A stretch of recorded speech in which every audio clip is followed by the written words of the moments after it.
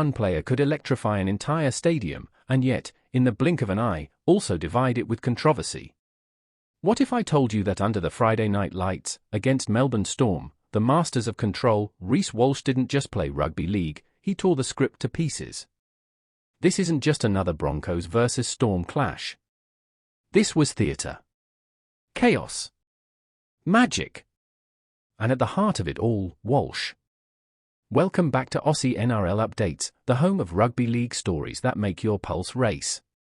If you love the drama, the shock moments, and the raw emotion of our great game, stick around, hit that subscribe, and let's dive straight into the fire.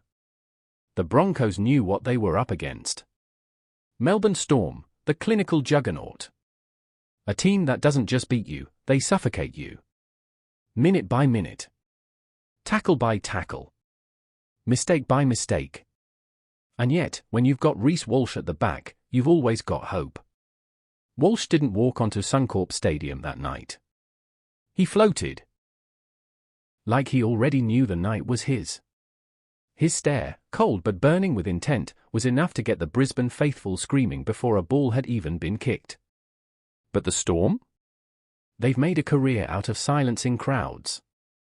And they had their own plan to humble Walsh. From the opening set, you could feel it. The speed. The spark.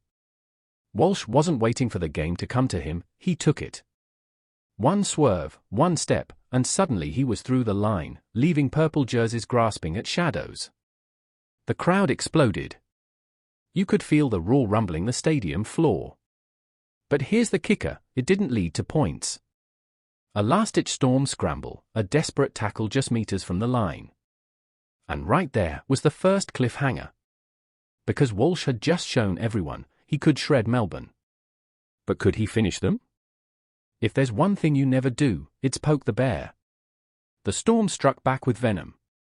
Cameron Munster, eyes gleaming with mischief, took control. A clever short ball, a line break, and boom, Melbourne were on the scoreboard. Now here's the thing, most players would be rattled. Most players would shrink. But Walsh? He smirked. As if conceding points was just fuel. And that's when the night started morphing into something bigger than just a game. 20 minutes in. The Broncos looked flat. They needed a spark. Walsh provided it. He swept around the back of the play like lightning curving through a storm cloud, took the ball at speed, and with one shimmy, one acceleration, he was gone. The Storm defenders were statues, frozen in disbelief. Try time. The stadium lost its mind. Kids in Walsh jerseys screamed his name.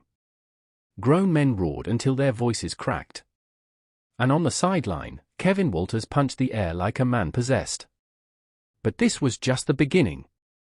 For every flash of Walsh brilliance, the Storm had an answer. Harry Grant at dummy half started scheming. Munster probed. Jarome Hughes ran at tired forwards. Every set was a tug of war. But all the while, the question kept building, how much longer could Walsh keep dazzling before something gave? Then came the moment. The one that changed everything. Second half. Broncos trailing. Walsh received the ball deep in his half.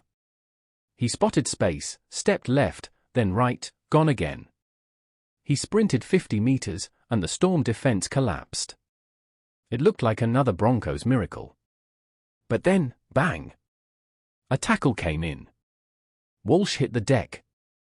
The crowd gasped. He lay there clutching his ankle. Silence. The same fans who minutes earlier had been roaring his name now held their breath in fear. Was this the night Walsh's brilliance ended with heartbreak? And just like that, the theatre of rugby league had its cruel twist. Before we dive into what happened next, whether Walsh would rise or fall, you're watching Aussie NRL Updates, the channel that brings you the highs, the lows, and the jaw-dropping drama of the NRL. If you're loving this story so far, make sure to hit that like button, drop a comment on your favorite Walsh moment, and stay locked in, because the chaos is only just getting started. And then, like a movie hero, Walsh stood up. Limping at first, then jogging, then sprinting. The crowd erupted as if the Broncos had already scored. It was Rocky Balboa, it was gladiator stuff. Walsh wasn't done. Not by a long shot. Minutes later, he struck again.